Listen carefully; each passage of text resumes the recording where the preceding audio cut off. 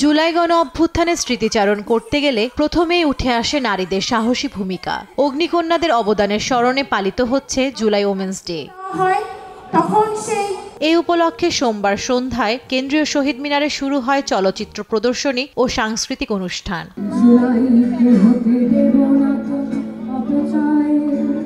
2024-এর জুলাই স্মৃতিচারণ করতে গিয়ে নারীদের কণ্ঠ ভারী হয়ে আসে, প্রতিফলিত হয় প্রতিবাদ। জুলাইতে আমরা নারীরা নেমেছিলাম নাগরিক হিসেবে।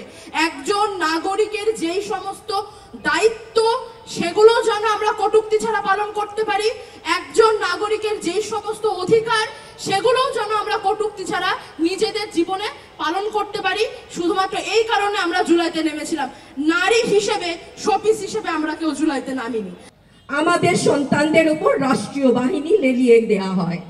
আমি একবার না আরো 100 বার বলবো, রাজাকারের বাচ্চা শব্দটা প্রকাণ্ড একটা গালি যাকে তাকে দেয়া হয়েছিল। আমাদের সন্তানদের উপরে কাউকে গালি দেওয়ার অধিকার এই মাটিতে কোনোদিন হবে না। জুলাই পরবর্তী সময়ে নারীদের ভূমিকা বিলীন হয়ে যাচ্ছে কিনা এমন প্রশ্নের জবাবে সংস্কৃতি উপদেষ্টা মোস্তফা সারোয়ার ফারুকী জানান, পাখি একবার ওরা শিখে গেছে, আপনি ওকে আর আটকাতে পারবেন না। বাংলাদেশের মেয়েদেরকে আটকানো যাবে না। জুলাইয়ের ফিজিক্যাল ইভেন্ট আমরা কিক অফ করার সিদ্ধান্ত নিয়েছি নারীদের ইভেন্টের মাধ্যমে।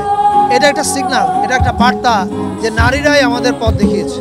যুগে যুগে নারীদের বজ্র কণ্ঠে শক্তিশালী ভূমিকায় প্রতিহত হয়েছে খলনায়কেরা। কেবল একটি দিবস নয়, নারীদের অধিকার নিশ্চিতে প্রয়োজন সামাজিক সচেতনতাও। জান্নাতুল মোহনা, দেশ টিভি, ঢাকা।